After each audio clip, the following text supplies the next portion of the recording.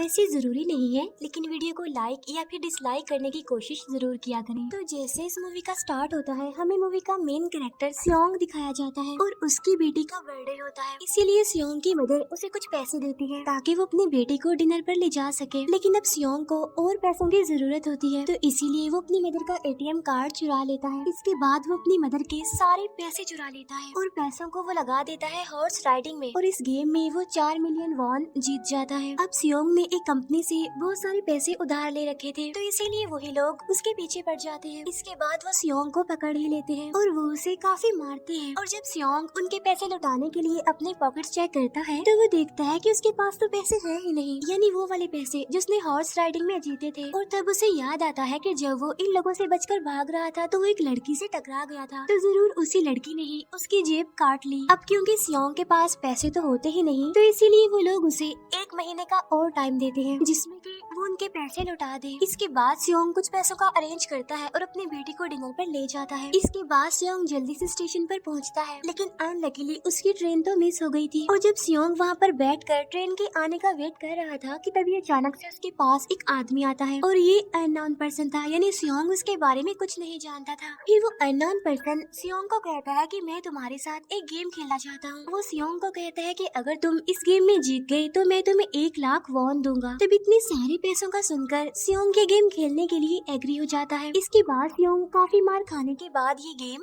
जीत जाता है, यानी वो 1 लाख वॉन हासिल कर लेता है। इसके बाद वो अननोन पर्सन सियोंग को एक कार्ड देता है, ये कहते हुए कि अगर तुम और पैसे जीतना चाहते हो तो इस कार्ड पर जो नंबर लिखा हुआ है उस पर कांटेक्ट करना। इसके बाद सियोंग जब अपने घर जाता है तो उसकी मदर उसे कहती है कि तुम्हारी बेटी अगले साल अपने स्टेप फादर के साथ यूएस में शिफ्ट हो रही है। यहाँ पर हमें ये पता चलता है कि सियोंग की डिवोर्स हो गई है और उसकी वाइफ ने दूसरी शादी भी कर ली है। लेकिन सियोंग कभी भी ये नहीं चाहता था कि उसकी बेटी उससे दूर जाए, लेकिन उसे बहुत सारे पैसे चाहिए होते हैं अपनी बेटी की कस्टडी वापस लेने के लिए, तो इसीलिए सियोंग उस कार्ड वाले नंबर पर कॉल करता है। इसके बाद सियोंग को एक गाड़ी में लाया जाता है जहाँ पर और भी लोग थे, लेकिन फिर उन सारे लोगों को बेहोश कर दिया जाता है। और जब उन सब लोगों की आँख खुलती है तो वो खुद को एक फैसिलिटी में पाते हैं जहाँ टोटल 456 लोग थे, और वो वहाँ पर एज अ प्लेयर थे क्योंकि उन सबको एक यूनिफॉर्म भी पहनाया हुआ था। इस फैसिलिटी का होस्ट यानी लीडर एक आदमी था जो कि फ्रंट मैन था वहाँ पर, और वो सब पर नजर रख रहा था। अब यहाँ पर एक कॉमन चीज थी कि जितने भी लोगों को वहाँ पर लाया गया था उन सब ने कर्जे लिए हुए थे बहुत ज्यादा। सियोंग वहाँ पर प्लेयर नंबर 1 से मिलता है जो कि एक बूढ़ा आदमी था। उस बूढ़े आदमी को ब्रेन ट्यूमर था, यही वजह थी कि वो यहाँ पर आया था क्योंकि उसकी लाइफ तो वैसे भी खत्म ही होने वाली थी। इसके बाद वहाँ पर 2 प्लेयर्स जिनमें लड़के का नाम साइबियोक और लड़के का नाम जेंग होता है, उनके बीच फाइट होती है। अब यहाँ पर साइबियोक वही लड़की थी जो सियोंग के पैसे लेकर भाग गई थी, यानी उसी ने उसकी जेब काटी थी। सियोंग तो उसे देखते ही पहचान लेता है, इसीलिए वो अपने पैसे मांगने के लिए उसके पास जाता है। तभी वहाँ पर कुछ गार्ड्स आ जाते हैं जिन्होंने पिंक कलर का यूनिफॉर्म पहना था और उनके फेस अच्छी तरह से कवर्ड थे। गार्ड्स उन सभी प्लेयर्स को बताते हैं कि तुम्हें यहाँ पर टोटल 6 गेम्स खेलनी होंगी और जो इस गेम का विनर होगा उसे बहुत सारे पैसे मिलेंगे। इसके बाद उन सबसे एक कॉन्ट्रैक्ट पर साइन करवाया जाता है, और इस कॉन्ट्रैक्ट के 3 मेन रूल्स थे। पहला रूल ये कि कोई भी प्लेयर अपनी मर्जी से गेम को छोड़कर नहीं जा सकता। दूसरा रूल ये होता है कि जो भी प्लेयर खेलने से मना करेगा तो उस प्लेयर को एलिमिनेट कर दिया जाएगा, और उनके मुताबिक एलिमिनेट का मतलब क्या था ये तो हम आगे ही जानेंगे। गेम का तीसरा रूल ये था कि अगर मेजोरिटी इस गेम को खेलना नहीं चाहती तो वो इस गेम को छोड़कर जा सकते हैं। इसके बाद उन सबको गेम के लिए ले जाया जाता है। अब यहाँ पर सियोंग अपने क्लासमेट सैंगवो से भी मिलता है जो कि उसे बचपन से जानता था। सियोंग उसे वहाँ पर देखकर काफी हैरान होता है क्योंकि वो तो किसी बिजनेस के लिए आउट ऑफ कंट्री चला गया था। अब पहले गेम के लिए वहाँ पर एक काफी बड़ी डॉल थी, और इस गेम का रूल काफी सिंपल था, और वो ये था कि डॉल जब भी गाना गाएगी उन सबको आगे बढ़ना है, और जैसे ही वो गाना गाना बंद करेगी तो उन सबको रुक जाना है और मूव नहीं करना है, और अगर कोई हिल गया तो उसे एलिमिनेट कर दिया जाएगा। अब स्टार्टिंग में तो ये सब कुछ उन्हें किसी प्रैंक की तरह लग रहा था, लेकिन जब एक लड़का हिल जाता है तो उसे शूट करके मार दिया जाता है, और यही होता है एलिमिनेट का मतलब, यानी उन्हें मार दिया जाएगा। अब ये देखकर वो सारे लोग काफी घबरा जाते हैं और उन्हें पता चल चुका था कि वो खतरे में है, इसीलिए लोग डरते हुए पैनिक करते हुए इधर उधर भागने लगते हैं। लेकिन अब क्योंकि गेम का रूल था इसीलिए जो भी हिलता है उसे मार दिया जाता है और जितने भी सर्वाइवर होते हैं वो किसी न किसी तरह इस गेम को कंप्लीट कर ही लेते हैं। लेकिन जो लोग मर जाते हैं उनकी डेड बॉडीज को वहाँ से ले जाया जाता है और अब 456 प्लेयर्स में से सिर्फ 255 ही रह गए थे। अब क्योंकि वो सारे प्लेयर्स इतना ज्यादा डर जाते हैं कि अब कोई भी गेम खेलना नहीं चाहता था। लेकिन जैसा कि रूल नंबर 3 था कि अगर मेजोरिटी चाहे तो वो ये गेम स्किप कर सकती है, तो इसीलिए उनका लीडर यानी फ्रंटमैन वोटिंग करवाता है। लेकिन इससे पहले उन्हें प्राइज मनी दिखाई जाती है यानी जो विनर को मिलेगी। लेकिन इन केस अगर कोई गेम को छोड़कर चला जाएगा तो ये सारे पैसे मरे हुए प्लेयर्स की फैमिलीज को मिल जाएंगे और ये prize money total 45 billion won होती है। इसके बाद वोटिंग करवाई जाती है जिसमें मेजोरिटी इस गेम को खेलना नहीं चाहती थी, तो इसीलिए गेम को यहीं पर स्टॉप कर दिया जाता है। लेकिन अगर कभी फ्यूचर में वो लोग चाहे तो इस गेम को रिज्वाइन कर सकते हैं। इसके बाद सभी लोगों को उनके घरों पर छोड़ दिया जाता है। नेक्स्ट डे सियोंग पुलिस स्टेशन जाता है और वहाँ पर वो पुलिस को सारी बात बता देता है, लेकिन उन लोगों को सियोंग की बातों पर यकीन नहीं होता और उल्टा वो लोग उसे पागल समझने लग जाते हैं। इसके बाद सियोंग उन्हें वही वाला कार्ड दिखाता है, लेकिन हैरान कर देने वाली बात तो ये है कि उस पर जो नंबर था वो रॉन्ग था। इसके बाद सियोंग जब घर जाता है तो उसकी मदर वहाँ पर नहीं होती। उधर सियोंग का क्लासमेट सेंगू अपनी मदर को छुपकर देख रहा होता है और तभी वहाँ पर सियोंग भी आ जाता है। यहाँ पर सेंगू अपसेट होते हुए सियोंग को बताता है कि मेरे ऊपर 6 बिलियन का कर्ज है। वो बताता है कि मैंने क्लाइंट्स के पैसे लेकर स्टॉक मार्जिन में लगा दिए थे, लेकिन अनलकीली वो सारे पैसे डूब गए। और तभी सियोंग के पास हॉस्पिटल से कॉल आती है। सियोंग की मदर का पाँव काफी इंजर्ड था, लेकिन डायबिटीज का ट्रीटमेंट न होने की वजह से उनकी चोट और ज्यादा बढ़ गई। तब डॉक्टर सियोंग को बताते हैं कि तुम्हारी मदर का ट्रीटमेंट हो सकता है, लेकिन इसके लिए हमें इनका पाँव काटना होगा। लेकिन इस ऑपरेशन में बहुत सारे पैसे लगने वाले थे, लेकिन जाहिर सी बात है सियोंग के पास इतने पैसे तो होते नहीं। इवन उसने तो अपनी मदर के इंश्योरेंस के पैसे भी उड़ा दिए थे। तब इसीलिए सियोंग पैसे मांगने के लिए अपनी वाइफ के पास जाता है, लेकिन उसकी वाइफ उसे पैसे देने से इनकार कर देती है। फिर उसकी वाइफ अपने हस्बैंड को बताती है कि सियोंग आया था पैसे मांगने के लिए और तभी उसका हस्बैंड सियोंग को पैसे देने आता है। साथ साथ उसे ये भी कहता है कि मेरी फैमिली से दूर रहो, लेकिन सियोंग उसे मारने लगता है और तभी उसकी बेटी भी वहाँ पर आ जाती है। इसके बाद सियोंग का एक फ्रेंड अपने बॉस के पास पैसे मांगने जाता है, लेकिन उसका बॉस उसे पैसे देने से मना कर देता है, तो इसीलिए उन दोनों के बीच फाइट होने लगती है। इस फाइट के दौरान उसके बॉस का हाथ मशीन में आ जाता है, तो मौके का फायदा उठाकर सियोंग का फ्रेंड पैसे लेकर वहाँ से भाग जाता है। फिर इसके बाद सियोंग का फ्रेंड अपने घर आकर अपनी वाइफ को कहता है कि पहले फ्लाइट लो और जाओ यहाँ से। इसके बाद सईब्यूक एक एजेंट से मिलती है, क्योंकि उसने अपनी मदर को नॉर्थ एरिया से साउथ एरिया में लाना था। सईब्यूक वही लड़की जिसने सियोंग की जेब काटी थी, लेकिन यहाँ अपनी मदर को लाने के लिए सईब्यूक को बहुत सारे पैसों की जरूरत थी। अब सईब्यूक का एक छोटा भाई भी होता है जिससे उसने प्रॉमिस किया होता है कि मैं मदर को जरूर ले आऊंगी। इसके बाद हमें एक ऑफिसर दिखाया जाता है और इस ऑफिसर का भाई कुछ टाइम से मिसिंग था, इसीलिए वो ऑफिसर अपने भाई के घर जाता है, जहाँ उसे पता चलता है कि उसका भाई तो पिछले कुछ दिनों से अपने घर पर भी नहीं आया। और जब वो ऑफिसर घर को चेक कर रहा होता है तो उसे एक कार्ड मिलता है वहाँ पर, और इस ऑफिसर ने सेम ऐसा ही कार्ड पुलिस स्टेशन में सियोंग के पास भी देखा था, तो इसीलिए वो ऑफिसर सियोंग के पास जाकर उससे इस बारे में पूछता है, लेकिन सियोंग उसे कुछ नहीं बताता। इसके बाद सियोंग जब अपने घर जाता है तो उसे वो कार्ड दोबारा मिल जाता है वहाँ पर। अब सियोंग डिसाइड करता है कि वो दोबारा से उस गेम को ज्वाइन करेगा, इसीलिए सभी प्लेयर्स को एक शिप के पास ले जाया जाता है। इधर ही वो ऑफिसर भी गाड़ियों का पीछा करते हुए उस शिप तक आ जाता है। वो एक गार्ड को मारकर उसे पानी में फेंक देता है। इसके बाद उन सभी प्लेयर्स को एक आइलैंड पर मौजूद फैसिलिटी में लाया जाता है। अब यहाँ पर उन्हें जरा भी अंदाजा नहीं था कि अगला गेम कौन सा होगा और उसे कैसे खेला जाएगा। इसके बाद वो लोग अपनी अलग अलग टीम्स बना लेते हैं। रात को सईब्यूक और उसकी फीमेल फ्रेंड वॉशरूम जाते हैं। यहाँ पर सईब्यूक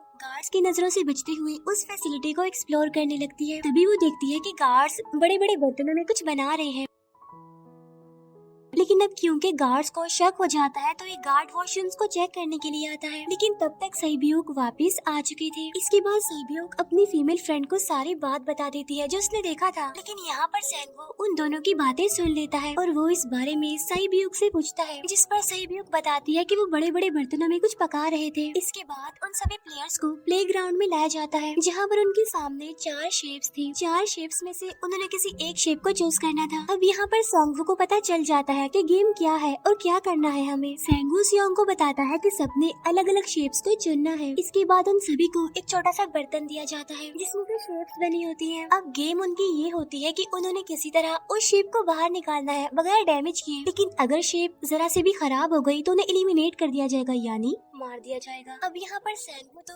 इजिली उस शेप को निकाल लेता है, लेकिन स्योंग इतना ज्यादा घबरा जाता है कि उसकी हालत खराब होने लगती है, लेकिन फिर वो किसी न किसी तरह करके इस गेम को भी जीत लेता है। इसके बाद उन सबको वापस से रूम में लाया जाता है। अब यहाँ पर 187 प्लेयर्स वापस आए थे, जिनमें से अब सिर्फ 108 ही रह गए थे। इसके बाद उन सबको खाने के लिए ले जाया जाता है, लेकिन खाने की वजह से जैंग की एक लड़के से फाइट हो जाती है, जहाँ पर जैंग उस लड़के को इतना ज्यादा मारता है कि वो मौके पर ही मर जाता है। इधर ही हम देखते हैं कि उन प्लेयर्स में से एक डॉक्टर होता है जो गार्ड्स के साथ मिलकर मरे हुए लोगों के ऑर्गन्स निकाल कर उन्हें चाइनीज को बेचने का काम करता है। इसीलिए जब भी डेड बॉडीज को ले जाया जाता है तो वो डेड बॉडीज को गायब कर लेते हैं, क्योंकि ये सब कुछ एक प्लान के अकॉर्डिंग चल रहा था, क्योंकि ये सारा कुछ फ्रंट मैन से छुप कर हो रहा था। यही वजह थी कि कंट्रोल रूम में भी उन्होंने अपना ही एक आदमी बिठाया हुआ था जो कि उन लोगों की सारी वीडियो फुटेज डिलीट कर देता था, और गार्ड्स तो डॉक्टर को गेम के बारे में पहले ही बता देते थे ताकि वो सरवाइव कर सके। यहाँ पर एक गार्ड उसी प्लेयर डॉक्टर को बताता है कि आज हमने प्लेयर्स को जानबूझकर खाना कम दिया है ताकि वो आपस में लड़ने लगे, जिससे होगा ये कि सारे वीक प्लेयर्स गेम से आउट हो जाएंगे। साथ ही गार्ड डॉक्टर को अपनी अगली गेम के बारे में बता देता है। अब 30 मिनट के बाद वहाँ पर लाइट्स ऑफ होने वाली थी। अब यहाँ पर सैंगवू को पता था कि स्योंग की टीम जरूर कोई उल्टा काम करेगी, इसीलिए वो उस टीम को अपने पास बुलाकर उन्हें रिलैक्स रहने के लिए कहता है। उधर वो जो डॉक्टर प्लेयर होता है वो जैंग की टीम में शामिल हो जाता है। यहाँ पर डॉक्टर जैंग को बता देता है कि अगला गेम क्या होने वाला है। इसके बाद लाइट्स ऑफ हो जाती है और जैंग अपनी टीम के साथ मिलकर बाकी सभी को मारने लगता है। जैंग एक लड़की को मारकर सैबियो को मारने जाता है, लेकिन तभी स्योंग उसे बचा लेता है। इसके बाद गार्ड्स वहाँ पर आकर उन सभी को रोक लेते हैं और अब टोटल 80 लोग रह गए थे। इसके बाद उन सभी को तीसरे गेम के लिए ले जाया जाता है और यहाँ पर उन्हें 10-10 प्लेयर्स की एक टीम बनाने के लिए कहा जाता है, और वो लोग ऐसा ही करते हैं, अपनी अपनी टीम बना लेते हैं। अब क्योंकि जैंग को अगली गेम के बारे में पहले ही पता होता है, इसलिए वो सैबियो की फीमेल फ्रेंड को अपनी टीम में नहीं रखता और वो अपनी टीम में सिर्फ मर्दों को ही रखता है। इसके बाद सैंगवू भी अपनी एक टीम बना लेता है। अब क्योंकि उन्हें एक प्लेयर की जरूरत थी, तो इसीलिए सैबियो की फीमेल फ्रेंड उनकी टीम में शामिल हो जाती है, और ये गेम असल में टग ऑफ वॉर का होता है, यानी उन्होंने अपने सामने वाली टीम को नीचे गिराना था। इसके बाद गेम स्टार्ट हो जाती है और जैंग की गेम बड़ी आसानी से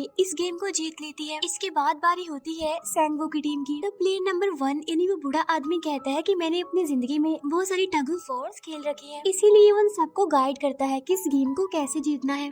तो इसीलिए वो लोग किसी न किसी तरह करके इस गेम को जीत जाते हैं। फिर दिखाया जाता है कि 30 मिनट के बाद दोबारा से लाइट्स ऑफ हो जाएंगी, जिस पर सैंगवू उन सबको कहता है कि रेडी रहना। तो इसीलिए वो डिसाइड करते हैं कि एक एक करके हम पहरा देंगे। अब जैंग की टीम में एक से बढ़कर एक चालाक प्लेयर था, तो इसीलिए जैंग को डर होता है कि कहीं उसकी टीम उसे ही साइड पर न लगा दे, यानी उसे ही अपने रास्ते से न हटा दे।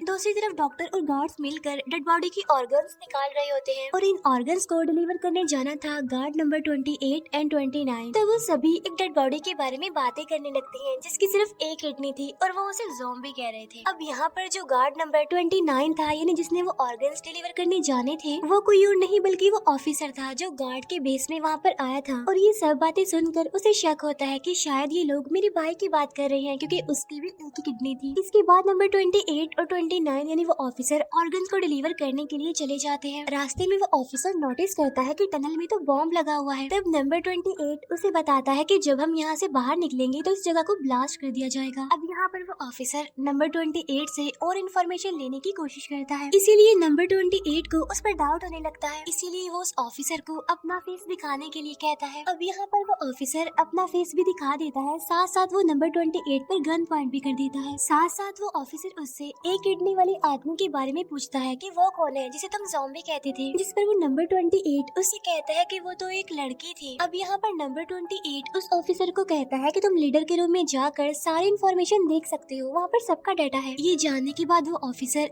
नंबर 28 को मार डालता है। उधर वो डॉक्टर गार्ड से अगली गेम के बारे में पूछता है, लेकिन इस बार गार्ड्स को भी अगली गेम के बारे में पता नहीं होता। तब इसीलिए डॉक्टर को गुस्सा आ जाता है और वो एक गार्ड को पकड़ लेता है और उनकी फाइट होने लगती है। इसी फाइट में डॉक्टर उस गार्ड को मार कर वहाँ से भाग जाता है। इसके बाद एक गार्ड भी उसका पीछा करता है और वो दोनों प्लेग्राउंड में आ जाते हैं। यहाँ पर गार्ड डॉक्टर को अपनी बातों में फंसा कर उसे मारने वाला होता है, लेकिन तभी लीडर इन्हें फ्रंटमैन आकर उसे मार डालता है और बाद में वो उस डॉक्टर को भी मार डालते हैं। साथ साथ इन्हें वहीं पर नंबर 28 की डेड बॉडी भी मिल जाती है, जिससे इन्हें ये पता चल जाता है कि फैसिलिटी में कोई घुस गया है। उधर वो ऑफिसर लीडर इन्हें फ्रंटमैन के रूम तक पहुँच जाता है, तो वो चेक करते करते एक ऐसे रूम में जाता है जहाँ पर सबके काफी रिकॉर्ड्स थे और जब वो ऑफिसर रिकॉर्ड चेक कर रहा होता है तो उसे सभी विनर्स की एक लिस्ट मिलती है जिसमें उसके भाई का भी नाम था, यानी वो भी कभी विनर था। उधर सभी प्लेयर्स को फोर्थ गेम के लिए ले जाया जाता है जहाँ पर उन सबको अपना अपना पार्टनर चुनने के लिए कहा जाता है और वो प्लेयर्स करते भी ऐसा ही है, अपना अपना पार्टनर चुन लेते हैं। सहीबियों की फीमेल फ्रेंड भी अपना पार्टनर ढूंढने की कोशिश करती है लेकिन कोई भी उसका पार्टनर बनने को तैयार ही नहीं था। इसके बाद सभी प्लेयर्स को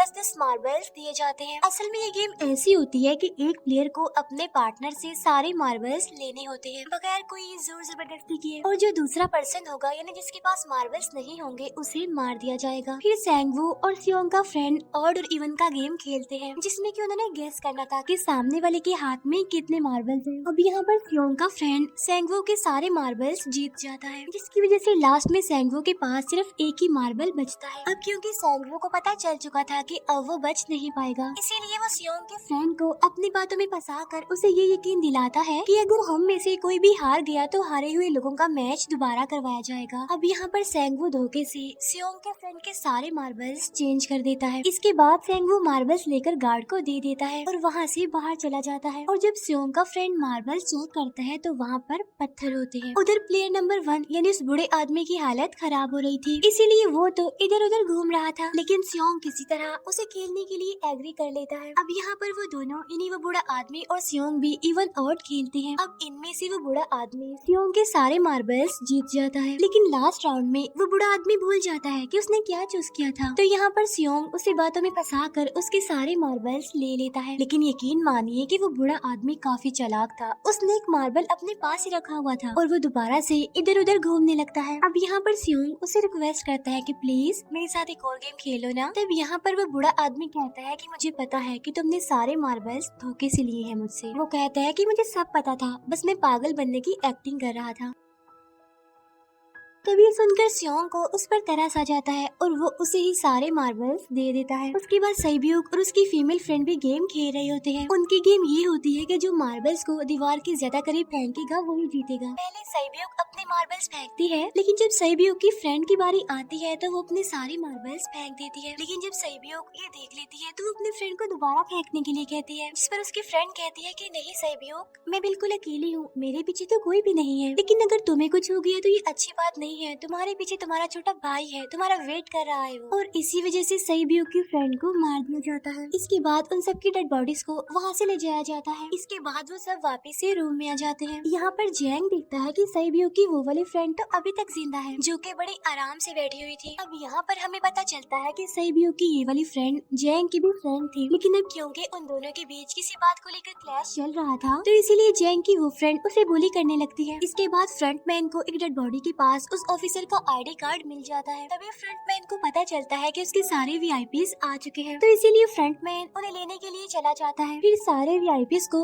उनके रूम में लाया जाता है। इसके बाद फ्रंटमैन वीआईपीज के आने के बारे में एक और आदमी को जाकर बताता है और यही आदमी मेन होता है। और ये कौन होता है हम ये आगे जानेंगे। फिर नेक्स्ट डे उन सबको 5वें गेम के लिए लाया जाता है जहाँ पर 1 से लेकर 16 तक नंबर पड़े होते हैं और वो सभी प्लेयर्स अपना अपना नंबर ले लेते हैं। नंबर का मतलब ये था कि जो नंबर भी एक प्लेयर पर आएगा उसके मुताबिक ही उसकी बारी आएगी। अब यहाँ पर लास्ट में पहला और आखिरी नंबर रह जाता है यानी 1 और 16। तो यहाँ पर सियोंग कंफ्यूज हो जाता है कि उसे कौन सा नंबर चूज करना चाहिए। अगर उसने पहला नंबर लिया तो वो फंसेगा और मरेगा क्योंकि उसे नहीं पता कि गेम क्या है। और अगर लास्ट नंबर लेगा तो क्या पता उसकी बारी ही ना आए, टाइम कम रह जाए। और तभी वहाँ पर एक आदमी आ जाता है और वो सियोंग को कहता है कि मुझे पहला नंबर चाहिए क्योंकि मैं अपनी जिंदगी में कभी भी फर्स्ट नंबर पर नहीं आया। फिर इसके बाद उन्हें गेमिंग रूम में लाया जाता है। अब इस गेम का रूल ये होता है कि दिए हुए टाइम में उन्हें ब्रिज की दूसरी साइड पर जाना है। अब इसके बीच में 2 तरह के ग्लास लगे होते हैं, एक तो होता है आम ग्लास और एक होता है टेम्पर्ड ग्लास। आम ग्लास पर पाँव रखते ही वो टूट जाएगा और वो लोग नीचे गिर जाएंगे। इसके बाद गेम स्टार्ट हो जाता है और वो लोग एक एक करके मरने लगते हैं। फिर एक टाइम ऐसा आता है जब जैंग सबके सामने होता है और वो आगे ही नहीं बढ़ रहा होता। अब उनके पास एक ही रास्ता था, या तो वो आगे जाए या सारे ही मर जाए। और तभी जैंग के सामने उसकी वही फ्रेंड आ जाती है जो उसे बुली कर रही थी और वो जैंग को कहती है कि मैंने तुम्हें कहा था कि जिस दिन तुमने मुझे धोखा दिया मैं तुम्हें मार दूंगी। इसके बाद वो जैंग को पकड़ लेती है और उसे लेकर नीचे कूद जाती है, जिसकी वजह से उन दोनों की मौत हो जाती है। और वहाँ पर एक आदमी था जो कि ग्लास कंपनी में काम करता था और उसे पता था कि टेम्पर्ड ग्लास कौन सा है, लेकिन जब फ्रंट मैन को इस बात का पता चल जाता है तो वो लाइट्स ऑफ करवा देता है ताकि वो ग्लास को पहचान ही ना पाए। अब लास्ट में एक ही स्टेप बचता है और उनके पास तो टाइम ही नहीं था, इसीलिए सेंगवू उस आदमी को धक्का दे देता है। तो यहाँ पर सेंगवू, सियोंग और सैब्यूक ब्रिज को पार कर लेते हैं, लेकिन ग्लास टूटने की वजह से उन्हें काफी चोट लग जाती है, खास तौर पर सैब्यूक को। उधर उस ऑफिसर ने एक सर्वेंट को मारकर उसकी जगह खुद ले ली थी। अब एक वीआईपी को उस ऑफिसर पर शक होता है और वो उसे कहता है कि अपना मास्क रिमूव करो, लेकिन वो ऑफिसर कहता है कि ठीक है, लेकिन मैं अंदर जाकर अपना मास्क रिमूव करूंगा। इसके बाद वो ऑफिसर उस वीआईपी को लेकर अंदर चला जाता है। अंदर जाकर वो ऑफिसर उस वीआईपी को बेहोश कर देता है और इस बात का पता फ्रंट मैन को चल जाता है, इसीलिए फ्रंट मैन उसके पीछे जाता है और वो उस ऑफिसर को देख लेता है, इसीलिए वो ऑफिसर वहाँ से भागकर आइलैंड पर आ जाता है। फ्रंट मैन भी उसका पीछा करते हुए वहाँ पर आ जाता है। अब यहाँ पर वो ऑफिसर अपने सीनियर्स को कॉल करने की कोशिश करता है, लेकिन कॉल कट हो जाती है। फिर वो ऑफिसर उन्हें सारे सबूत भेजता है, लेकिन वहाँ पर नेटवर्क नहीं था। इसके बाद फ्रंट मैन ऑफिसर को पकड़ लेता है और उसे उनके साथ चलने के लिए कहता है, लेकिन वो ऑफिसर तो उस फ्रंट मैन पर गोली चला देता है। इसके बाद फ्रंट मैन अपना मास्क उतार देता है तो वो ऑफिसर देखता है कि वहाँ पर कोई और नहीं बल्कि उसका अपना भाई है वो। इसके बाद ऑफिसर का भाई यानी फ्रंट मैन उसे शूट कर देता है और वो जाकर पानी में गिरता है। उधर ग्लास लगने की वजह से सैब्यूक काफी इंजर्ड हो गई थी और उसका बहुत सारा खून भी बह रहा होता है। इसके बाद तीनों सर्वाइवर्स को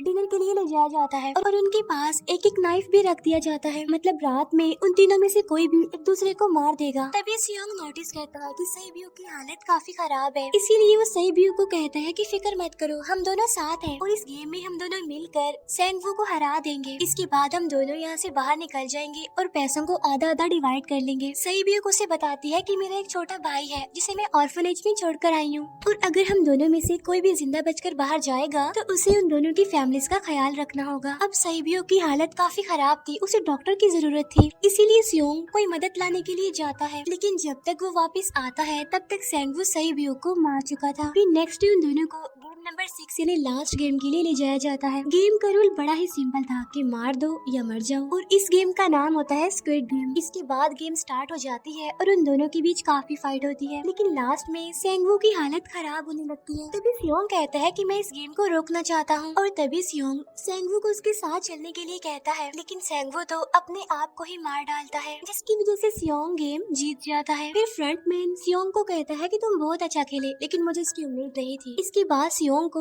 उसके घर पर छोड़ दिया जाता है और उसके पास एक एटीएम कार्ड भी था और जब सियोंग उस एटीएम कार्ड को जाकर चेक करता है तो वो दिखता है कि सारे पैसे उसके अकाउंट में भेज दिए जाते हैं। इसके बाद सियोंग अपने घर जाता है, लेकिन तब तक उसकी मदर की डेथ हो जाती है। इसके बाद हमें 1 साल बाद का सीन दिखाया जाता है जहाँ पर हम देखते हैं कि सियोंग की हालत काफी खराब हो गई है, यानी वो अब काफी नशा करने लग गया है और उसने अब तक उन पैसों को हाथ तक नहीं लगाया। एक दिन एक फूल बेचने वाली औरत सियोंग के पास आती है और वो उसे सेम वैसा ही कार्ड देती है जिसमें एक एड्रेस लिखा हुआ था और फिर सियोंग उस एड्रेस पर जाता है जहाँ पर उसे पता चलता है कि ये सारा किया धरा किसी और का नहीं बल्कि उस बूढ़े का है, प्लेयर नंबर 1 का, और वो अभी भी जिंदा है। यहाँ पर वो बूढ़ा आदमी सियोंग को बताता है कि मैं अपनी लाइफ से बोर हो चुका था और ये सारी गेम मैंने अपने क्लाइंट्स के साथ मिलकर बनाई ताकि मैं लोगों को मरता हुआ देखकर एंजॉय कर सकूं, लेकिन हाँ, हमने किसी को मजबूर नहीं किया था ऐसा करने के लिए और मैंने गेम में इसीलिए पार्टिसिपेट किया क्योंकि गेम देखने से ज्यादा उसे खेलने में मजा आता है। वो कहता है जो पैसे तुम्हारे पास है वो मेरे ही हैं और ये कहते ही उस बूढ़े आदमी की मौत हो जाती है। इसके बाद सियोंग सैब्यूक के छोटे भाई के पास जाता है और उसे लेकर वो जाता है सेंगवू की मदर के पास और वो सेंगवू की मदर को कहता है कि इस बच्चे का ख्याल रखना, साथ साथ वो उसे एक बैग भी देता है जिसमें बहुत सारे पैसे होते हैं। इसके बाद सियोंग स्टेशन पर जाता है जहाँ पर उसे वही अननोन पर्सन मिलता है जो कि उसे मूवी के स्टार्ट में भी मिला था। यहाँ पर सियोंग उसका पीछा भी करता है, लेकिन तब तक वो भाग चुका था। फिर सियोंग उस कार्ड वाले नंबर पर कॉल करता है और वो पूछता है कि तुम लोग कौन हो और लोगों के साथ ऐसा क्यों कर रहे हो, क्यों खेल रही हो लोगों की जिंदगी से। लेकिन आगे से उसे रिस्पॉन्स आता है कि सियोंग, अगर तुमने जिंदा बचना है तो प्लेन में चढ़ जाओ। और इसी के साथ ही मूवी